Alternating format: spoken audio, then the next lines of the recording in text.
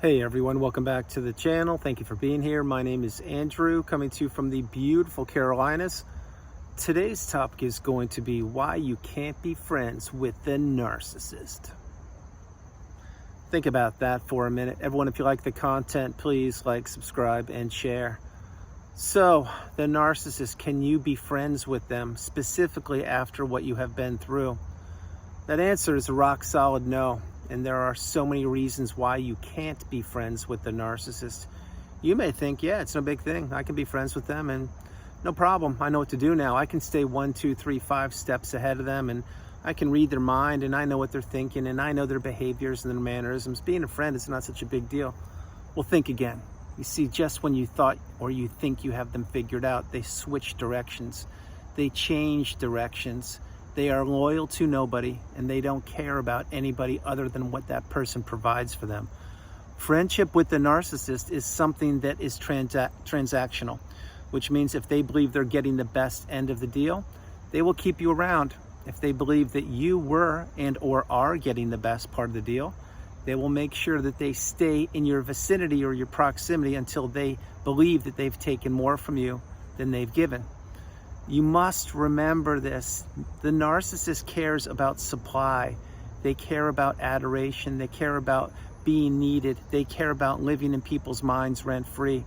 They don't look at people as beautiful, bright, shining lights. They look at people as ways or people as opportunities to extinguish their belief system. This is what the narcissist does. It's what they were doing before they met you. It's what they tried to do with you, but they failed, and they failed miserably. It's what they're doing right now if they're still out on the planet gallivanting the globe looking for other sources of supply or recycled sources of supply, people who haven't figured out who they are. But you can't be friends with the narcissist. This is what they will say many times. Let's say it was a romantic relationship, and every narcissistic relationship by no means is romantic, but let's say it was. Well, let's say it ended, and then the narcissist popped up after a period of time and said, hey, we can still be friends, can't we? I mean, what's the big thing? So what? We're not romantically involved, but we can still talk and be buddies and grab lunch and those kind of things. Well, first of all, the narcissist usually wouldn't say that. But second of all, they will and or perhaps have wanted to have access to you under the guise of friendship because they know that you are a kind, loving, stable person and that you provide utility or you provide value for many people. And they were missing that. Or they want to keep you stuck and trapped and using the friendship card, you thinking that, yeah, I can be friends. Okay, no big thing. We can still do certain things and spend some time together. Well, you can't do that. The reason why you can't do that is because they know who they are. They also know who you are. They also know that if you're willing to be their friend, that at any one moment, they could end that relationship like that. Or they could make plans with you and break them. And again, claim that they forgot about them, or they forgot, or they didn't have any cell phone service, or something suddenly came up. Who knows? You must remember the narcissist dishes out toxicity. They dish out gaslighting, blame shifting, triangulation, mirroring, ghosting, the silent treatment, financial abuse, and any other thing under the sun that they can get people to believe in. The narcissist wears a mask. They manipulate people. They are master manipulators, and what they want to do is infiltrate people's lives for a period of time, take whatever they can, crumble those people up like a sheet of paper, discard them, throw them away on the freeway, believing that those people will never put themselves back together. And that's what had happened with so many people before you met the narcissist. But that is not what happened with you. You see, you're one of the fortunate ones. You've put yourself back together, or you are putting yourself back together. And now you realize that you were in a toxic, narcissistic, abusive cycle for a period of time. You want nothing to do with that person, that type of relationship, those behaviors or those mannerisms or the abuse. Think of all the time you waited for this person to change. Think of all the time you waited for this person to pick up the phone. Think of all the time you waited for them to reply to your text. Think of all the plans that you made. You probably researched, invested in, paid for, and prepared for, and were looking forward to attending, and the narcissist blew them up. Now, the narcissist can blow up whatever they want as long as they have access to a person, and that's what they do. So using the plans that you would make with the narcissist, back then you didn't know they were one. Let's say it was a weekend getaway, and you picked out the Airbnb, you knew the route you wanted to go on, you knew the scenery you wanted to stop and take a look at. You knew where you wanted to grab food, and you knew what sights you wanted to see and all these things. Well, as soon as the narcissist got in the car, and they reluctantly got in the car because they claim that you're taking them away from doing something else, which is why they're trying to twist the knife in you and punish you and already ruin your weekend. But when they jumped in the car, then what would they be doing? Well, maybe giving you the silent treatment, maybe humming, maybe on their smartphone, maybe saying, why is it taking so long? Or why'd you take that turn? I don't get it. Did you put gas in the car? Why are you driving like this? Already they're trying to disrupt your energy. They're trying to take away from the moment. Remember, a weekend getaway with a healthy, stable person, they're going to be supporting you. They're not going to be questioning you. They're going to be asking you questions and being present with you when you are in the car with them. They're not going to be acting like you're the chauffeur and you're the gas attendant and you are the cruise ship director and you're the person who plans and pays for everything. But this is what the narcissist does. They're entitled, and they believe they should have access to not only you, but anything that you have, which again included your time, money, energy, mindset, your ability to love, your empathy, your relationships, hopes, dreams, aspirations, your goals, the places you wanted to go to and visit, and so many more things. But again, using that example, so now you're going to the Airbnb for the weekend, the narcissist has already begun to blow up your weekend. You get there, and what do? Maybe they say, well, this place isn't that nice. I've been in such nicer places, or this room isn't the best. There's so many better rooms. Why are we on the first floor? We should be on the top floor or in the penthouse. Or why aren't we on a corner? Or why is the balcony so small? Or what's going on here? It's so noisy. Or I can't believe that they didn't fold the sheets properly. They will be looking for any way to disrupt your energy. And again, this is why they blow up every vacation, every holiday, every birthday, every celebration, every weekend getaway, and every single day of the calendar year, including the 366th day, which is leap year. I don't think this is a leap year. I think it's next year. But who knows what the narcissist wants to do other than steal your energy, steal your time, and try to be your friend. I want to go back to the thumbnail, as I mentioned, why you can't be friends with the narcissist. Let's say your relationship with the narcissist, you were a friend of theirs. Well, what happened? I will tell you what happened. They betrayed you one too many times. They used the smear campaign one too many times. They asked you for a ride to the golf course or to the airport one too many times. They asked you out to lunch and they had you pay for it because they claimed that they forgot their wallet or the purse. They asked you to be there for them on Friday night at 7 o'clock. They just needed a few minutes of your time when you had plans with somebody else, and that 15-minute conversation turned into 3 hours. It's now 10 o'clock at night. Your night's been blown up. They just dumped all their toxicity into you. You are an emotional wreck. You don't know what just happened. You hang up the phone. They're feeling like $1 million when it was your turn to ask them tell them a couple things about yourself. They said they had to go, or their cell phone battery was dying. And what do? They just stole your energy. This is what the narcissist does. It's an energetic swap. It's an energetic exchange. Picture two batteries. The one on the left is fully charged. The one on the right has no battery. Well, what do? If your car died in the old days, you would get a full battery, charge it up using jumper cables or whatever people do these days, and they would charge the other battery, and now both batteries have a full charge. That is not what happens in a narcissistic relationship. What happens in a narcissistic relationship is the battery on the left was you, fully charged. The battery on the right was the narcissist. They drained all of your energy and more, and they left you with no charge. They left you reeling. They left you stuck. They left you wondering. They left you hoping or pining or trying to understand what had just happened. This is an energetic exchange at a monumental level. It is dark energy that is trying to infiltrate your life and to steal your beautiful, bright, shining light and your essence and your aura and your mindset and your purpose and your soul. Yes, I do mean that. So having said all these things, when you were friends with the narcissist, that was not sustainable. They knew you would just be in their life for a period of time also. Maybe it was until you became a scratch golfer. Maybe it was until they fired you. Maybe it was until you introduced them to their wife, and they're probably by now, they are divorced themselves because their wife probably wised up and realized that they married a narcissist. I can't tell you, but nobody, and I mean no one, is safe from the tentacles of the narcissist. Nobody is safe from the toxicity of the narcissist. The workplace is crawling with them. Organizations are crawling with them. Elevators are crawling with them. Planes, trains, automobiles are crawling with them. Restaurants are crawling with them. Your neighborhood is crawling with them, and more. Now again, am I a doom or gloomer? Absolutely not. I am a beautiful, bright, shining light full of positivity and trying to guide the way for you to get out of the narcissistic relationship. And for this video, to have you realize that you can't be friends with the narcissist. They will continue to play the same games. They will continue to utilize the smear campaign. They will continue to pepper you with abuse. They will continue to have you doubt yourself. They will continue to be in competition with you.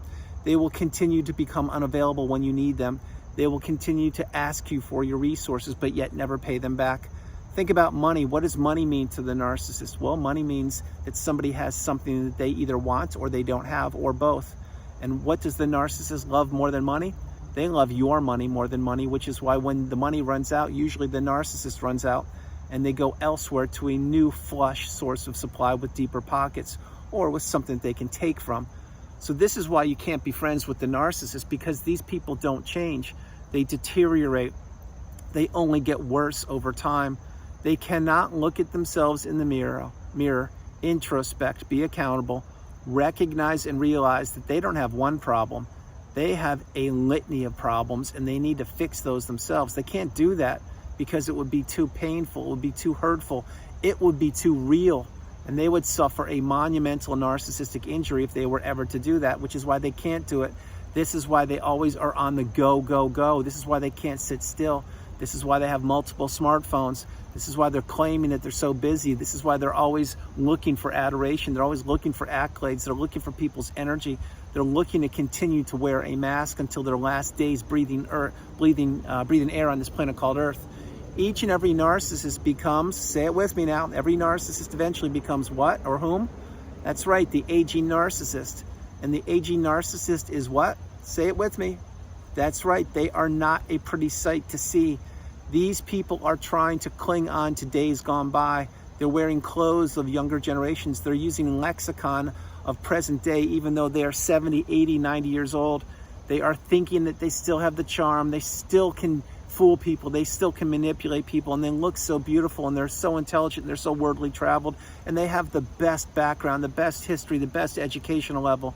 Well, not so fast. As people wake up and people become awakened and aware, educated and empowered, and realize what narcissism is on the planet, they are pulling back more and more from the narcissist, no matter how old or young these toxic people are. People are recognizing the signs, they're seeing the signs, they're identifying what poor behavior is, and they want nothing to do with this. More and more people on the planet are not calling the narcissist out, they're not wanting payback, they're not wanting retribution, they're not wanting to expose the people, but above all, they're not going down in the low vibrational quagmire state with the narcissist and playing the games that the narcissist thrives in. They're not doing that. Many people are really understanding how different parts of human beings behave. At one end of the spectrum, you have the toxic apex predator, the narcissist, and truth be told, they're actually much worse people than the narcissist, but the narcissist is the person you're considering right now. They're the person that spun your world upside down and stole everything out from underneath you, claiming that they loved you, or claiming that they cared about you, or claiming that they could build a future with you, future faking and more. And at the other end of the spectrum is the true, pure as the driven snow empath. That is whom I am. Do I make mistakes? Yes. Have I made a lot of mistakes? Absolutely. Will I make mistakes today? Yes, I will. But at the end of the day, in my core, I'm a kind, loving, stable, healthy person. I'm an empath. And if you think for a minute that an empath doesn't exist, please wake up. Really understand something. If you were targeted by the narcissist, there's a high likelihood that you have a high level of empathy, or you were naive and gullible and you had the rose-tinted glasses on. Any way you cut it, you didn't know what narcissism was. Now you do, you're understanding it. And by the way, on that scale, to the left is the toxic narcissist, to the right's the empath. Everyone in between are different shades of everything. So not everyone is an empath, not everyone's a narcissist. There are different shades of people, just like there are different skin colors, different dialects, different hair colors, different eye colors and everything. Remember, your fingerprint is what makes you you. That is your identity. That's what the narcissists try to take away from you, and so much more. And they accomplished that for a period of time, which was the length of the relationship, until they couldn't do it any longer, which meant the mask was becoming too cumbersome. They couldn't keep it on. Or the next thing is they already had taken what they wanted from you, and they didn't want they didn't need anything else from you. Or 3, they had the new supply in place, and that person was giving more than you could give because your battery was already being depleted and you were running on low fuel sources, or all the above. This is why you can't be friends with the narcissist. Once the next new shiny object rolls around, once the new supply rolls around, or once someone enters their life that they can take from, or manipulate, or fool, or hoodwink, or trap, or trick, that's going to be who they're spending the most time with. This is why the narcissist has little bubbles of people, little bubbles and groups of people. 1 month, they're in art class, painting and writing poetry and reading books. The next month, they're skiing, they're surfing, and they're bike riding. The next month, they are meditating and they're learning all about spirituality. And the next month, they're traveling. The next month, they found some new fad, whatever it is. This is why the narcissist is always on the go. They can never just be. They don't have the ability to just sit in the middle of a forest or a jungle or a snowstorm or the rain or the beautiful sunshine and just be. They can't do it. It's not within them. It's not in their DNA. They need to fool people. They need to manipulate people. They need to use people up, spit them out, and chew them up and spit them out. This is what the narcissist does. They're a walking doomsday machine. They're a ticking time bomb. So you can't be friends with the narcissist. You can't stay 1, 2, 3, 5 steps ahead of them. You can't do anything other than to go no contact with that person. Delete them, remove them, and all flying monkeys and people associated with them, if not now, when.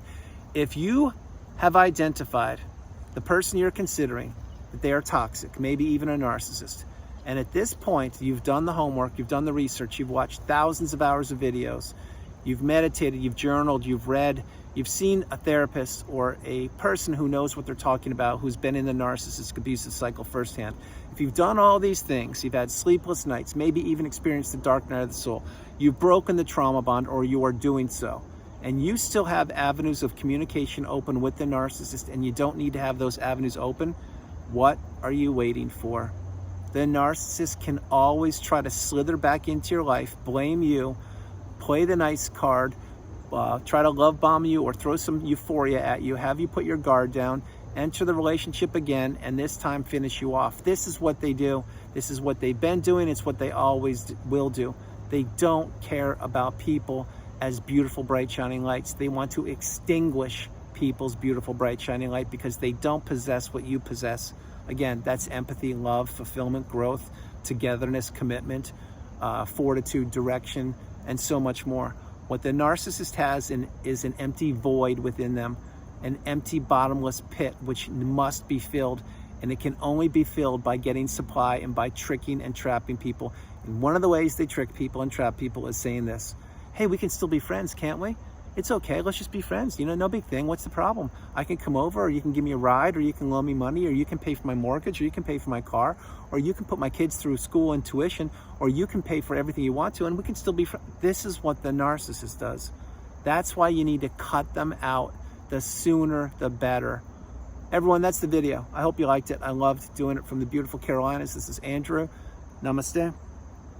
Have a great afternoon, evening, or morning, no matter where you are on the planet. You are not alone. I love you all. God bless you. I love you all, and I'll talk to you tomorrow. And recognize something. Maybe the person you're considering, the narcissist that was in your life, or perhaps still is to a degree, maybe it was your mom or dad. Maybe it was your sibling. Maybe it was a friend. Maybe it was a colleague or a coworker or a neighbor or a teacher. Or maybe it was a romantic relationship. Who knows? No matter who that person is you're considering, you can't be friends with them. By now, you must know and recognize and have identified they don't change. They will just continue to use the same old wheel of abuse, continue to come at you from a different angle. They will pop up on your birthday. They will pop up on holidays, pop up when there's a death in the family. They will claim that they need your help or that they miss you or that why would you do this, that they're your mom, they gave birth to you, etc. No, you don't owe anybody anything. You owe yourself peace. You owe yourself calmness. You owe yourself serenity, and you owe yourself a life going forward free of toxicity, free of drama, free of manipulation, and free of abuse. That's the path. The path is in front of you. Continue walking, continue moving forward each and every day and getting away from the narcissist, getting away from the toxicity, and getting away from any notion of any toxic person claiming, hey, we can be friends, can't we? No, you can't. I love you all. God bless you, and I'll talk to you tomorrow. Bye, everybody. Bye.